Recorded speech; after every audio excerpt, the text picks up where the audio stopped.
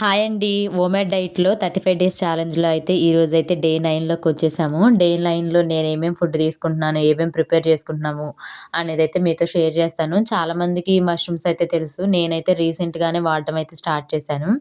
మా ఊర్లోకి ప్రతి గురువారం కూడా ఒక ముసలాయన అయితే వస్తారండి. తను ఇక బండి మీద పెట్టుకొని అమ్ముకుంటూ ఉంటారు.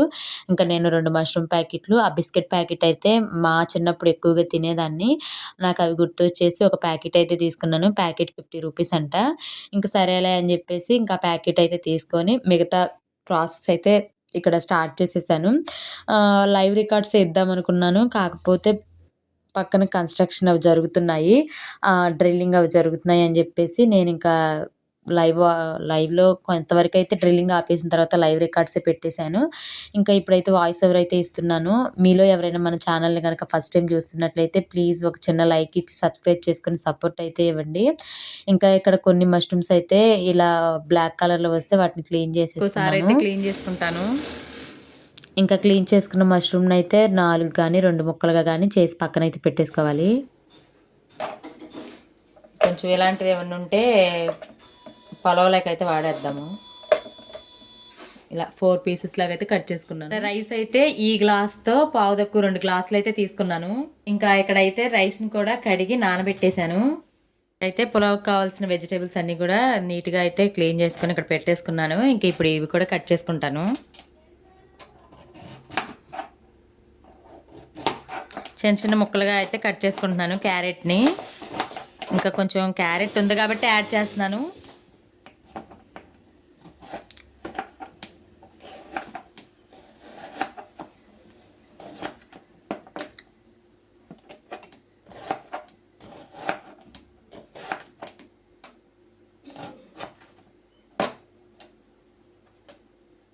ఇక్కడైతే బిర్యానీకి కావాల్సినవన్నీ కూడా కట్ చేసి పెట్టుకున్నాను. క్యారెట్, ఆనియన్, టమాటో, పచ్చిమిర్చి కూడా రెడీ చేసుకున్నాను. ఇంకా అలాగే మష్రూమ్ కూడా కట్ చేసి పెట్టుకున్నాను. ఇంకా నేనైతే కుక్కర్లో అయితే చేద్దాం అనుకుంటున్నాను. ఈజీగా అయిపోతుంది కదా అని చెప్పి. ఇంకా కుక్కర్లో చేయడానికి ఇంకా కుక్కర్ కూడా తీసేసుకున్నాను. నెయ్యి అలాంటివి ఏమి యాడ్ చేయను. ఆయిల్తోనే చేద్దాం అనుకుంటున్నాను. నెయ్యి ఫ్లేవర్ మనకెందుకులేండి, సాయంత్రం పిల్లలు తినేటట్టుగా అయితే చేద్దాం అనుకున్నాలే కానీ మరి ఇది ఇప్పటికి అయిపోద్దో సాయంత్రానికి అయిపోద్దో తెలీదు. ఇంకా అందుకని చెప్పేసి కుక్కర్లో అయితే రెడీ చేస్తున్నాను. టైం వచ్చేసి 110, 120 అలా అవుతుంది. ఇదంతా అయిపోయి ఇంకా ఇక్కడైతే స్టవ్ ఆన్ అయితే చేసేసుకుందాము.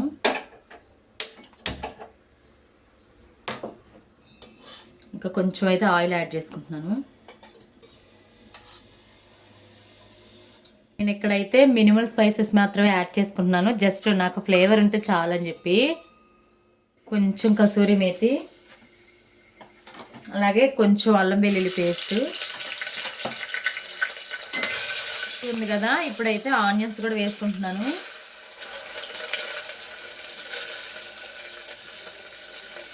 ఒక 2 మీడియం సైజ్ ఆనియన్స్ అయితే తీసుకున్నాను నేను. తర్వాత గ్రీన్ చిల్లీ కూడా యాడ్ చేసేసుకుంటున్నాను.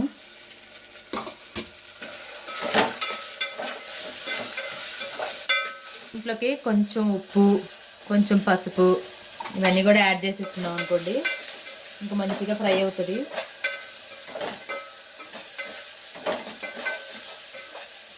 టూ మినిట్స్ అయితే మూత పెట్టి మగ్గనిచ్చేద్దాము. ఇంకా ఈలోపు ఇక్కడ ఇంకా మష్రూమ్ పకోడీ కోసం అయితే ఈ మిక్స్ కూడా రెడీ చేసి పెట్టుకుందాము. కొంచెం ఉప్పు, కొంచెం పసుపు, నెక్స్ట్ కొంచెం కారం,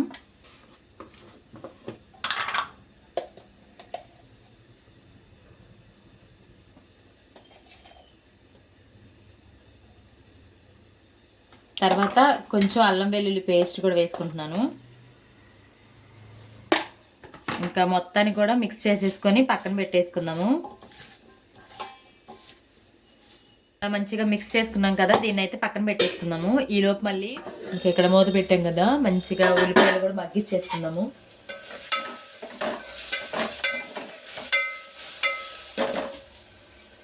ఇంకా తర్వాత ఇక్కడ టమాటా, క్యారెట్ కూడా యాడ్ చేసేసుకుంటాను.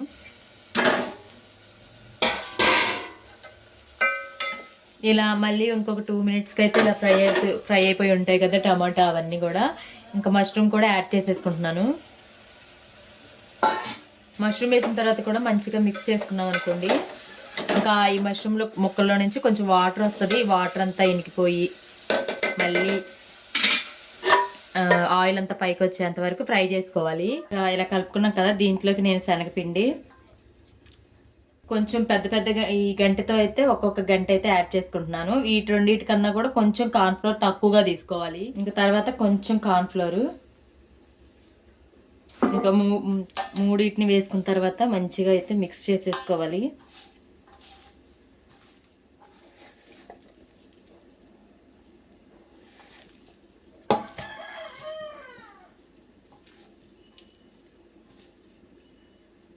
ఇంకా నా దగ్గర అయితే కొంచెం ముక్క చెక్క ఉన్నటువంటి జీడిపప్పు కూడా ఉంది, అది కూడా యాడ్ చేసుకుంటున్నాను. కొంచెం కరివేపాకు, ఇంకా కొంచెం పచ్చిమిర్చి కూడా వేసుకుంటున్నాను. ఇవన్నీ కూడా మంచిగా మిక్స్ చేసేసుకొని ఇంకా ఆయిల్లో అయితే డీప్ ఫ్రై చేసుకుందాము. ఇక్కడ పలావ్ నుంచి కూడా కుక్కర్లో నుంచి పొగలు కూడా వస్తున్నాయి. ఇదిగోండి వాటర్ అంతా కూడా వచ్చేసింది.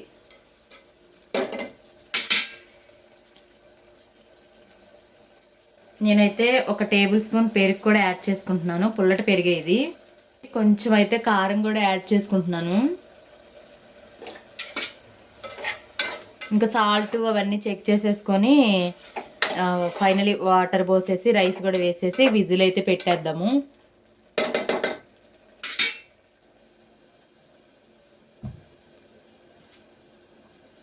ఇక్కడైతే రైస్ కూడా యాడ్ చేసేసుకుంటున్నాను. ఇంకా దీంట్లోంచి వాటర్ అంతా కూడా ఎవాపరేట్ అయిపోయింది.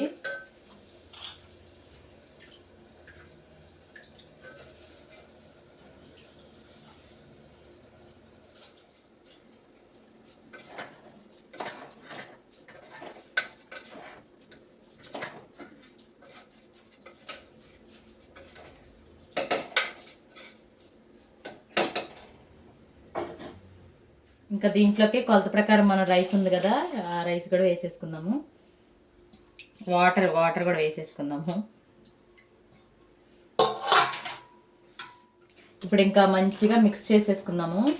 మిక్స్ చేసుకొని వాటర్ అదంతా సరిపోయిందో లేదో చెక్ చేసుకొని ఉప్పు కూడా ఒకవేళ సరిపోయి, ఇక్కడైతే ఇంకా ఫైనలీ కొంచెం గరం మసాలా అలాగే కొంచెం నెయ్యి కూడా యాడ్ చేసేసుకొని కుక్కర్ విజిల్ అయితే పెట్టేసుకుందాము. ఇక్కడైతే కుక్కర్ మూత పెట్టేసుకున్నాను.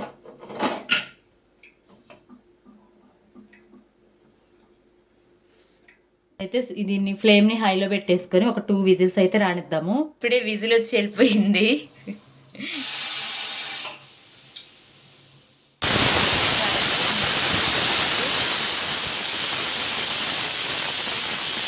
రెండు విజిల్స్ వచ్చి అయితే ఆగిపోయింది. ఒక 20 మినిట్స్ అయితే పక్కన పెట్టేస్తాను. ఈలోపు పకోడీ కూడా చేసేసుకుందాము.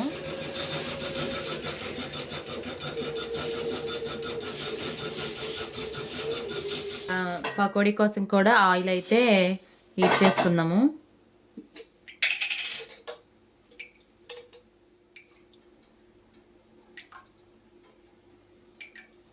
ఫ్రై లాగా అలా అయితే చేసుకుంటున్నాను. ఇంకా ఈవినింగ్ పిల్లలకైతే కొంచెం ఇట్లా బాగుంటే ఇలాగే చేసేస్తాను, లేదంటే మాత్రం డీప్ ఫ్రై అయితే చేసిస్తాను.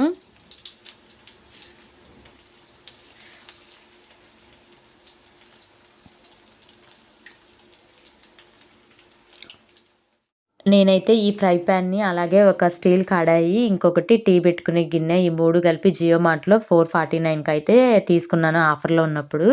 ఇంకా వాటినైతే ఎప్పుడన్నా కొంచెం పోపుకి అలాంటి వాటికే వాడతానులే, కానీ ఇలాంటి ఐటమ్స్కి అయితే వాడను. ఇంకా ఈరోజు ఇది అవైలబుల్గా ఉందని చెప్పేసి ఈ ప్యాన్లో అయితే పెట్టాను. దీంట్లో ఏంటంటే కొంచెం ఫ్రై అయిన తర్వాత తిప్పినట్లయితే బాగానే వచ్చాయి. నేను ముందుగానే తిప్పేసేపాటికి కొంచెం అయితే అక్కడక్కడ అతుక్కున్నాయి. ఇంకా ఎలాగోలా ఫైనల్గా అయితే రెడీ చేసేసాను. ఇంకా మంచిగా అయితే ఫ్రై అయిపోయాయి. కరివేపాకు కూడా వేసుకుంటున్నాను, ఫ్లేవర్ బాగుంటుందని చెప్పేసి.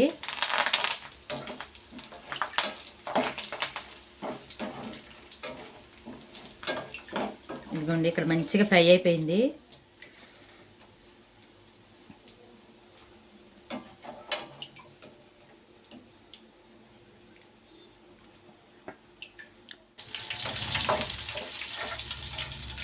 ఇదిగోండి ఫైనలీ మన మష్రూమ్ పకోడీ కూడా రెడీ అయిపోయింది. ఇంకా మిగతావైతే ఈవినింగ్ పిల్లలు వచ్చిన తర్వాత ఫ్రై చేసిస్తాను వాళ్ళకి. ఇంకా ఫైనలీ టైం వచ్చేసి 2:10 అలా అవుతుందండి.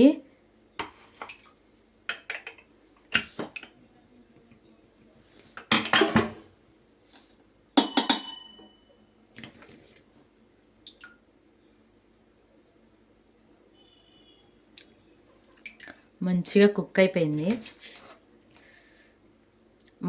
ముక్కలు ఇవన్నీ కూడా అడిక్కెళ్ళిపోయాయి. ఇంకా ఇదైతే ఈవినింగ్ మా పిల్లలకు కూడా సరిపోయిద్దిలేండి.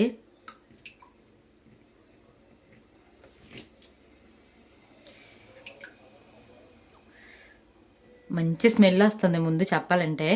ఫైనలీ ఇప్పుడైతే నా ప్లేటింగ్ టైం అండి. 2:15 అలా అవుతుంది టైము.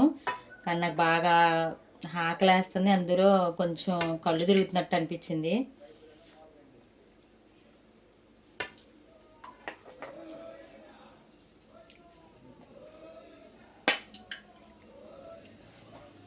ఇంకా ఒక ఆనియన్ అయితే పెట్టుకుంటాను. ఇంక దీంట్లోకి సైడ్ డిష్ అయితే ఏం లేదు. ఫైనలీ నా ప్లేటింగ్ అయితే ఇది ఈ రోజుకైతే. ఇంకా నిన్న నైట్ అయితే నేను చేపల పులుసు చేశాను, చిన్న చేపలతో పులుసు చేశాను. ఫుడ్ అండ్ ఫామ్ బాబాయ్ గారి ఛానల్లో చూసి అయితే. ఇంకా దీన్ని కూడా కొంచెం వైట్ రైస్ అయితే టేస్ట్ చేస్తాను. ఇంకా ఇక్కడైతే కొంచెం మష్రూమ్ పకోడీ పెట్టుకున్నాను, తర్వాత మష్రూమ్ పులావు, ఒక ఆనియన్ పెట్టుకున్నాను. ఇక ఇంతవరకు అయితే తింటాను. ఇంకా తర్వాత ఏం తింటాను ఏంటనేది షేర్ చేస్తాను మీతో.